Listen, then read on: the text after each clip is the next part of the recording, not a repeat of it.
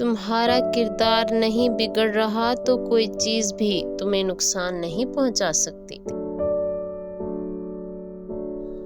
قابل ترس ہے وہ ذہن جو مستقبل کے لیے پریشان رہے۔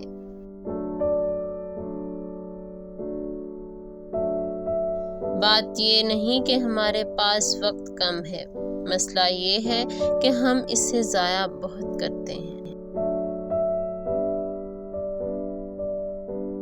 آزاد ہونا ہے تو خواہشوں کو پورا نہیں، ختم کرنا سیکھو۔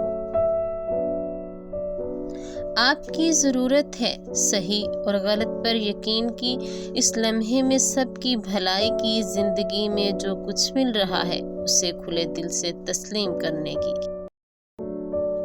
ایسے لوگوں کے قریب رہو جو تمہیں بہتر کریں۔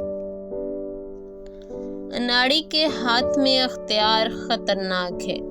اگر تم اختیار چاہتے ہو تو پہلے خود کو فطرت کے مطابق بناؤ۔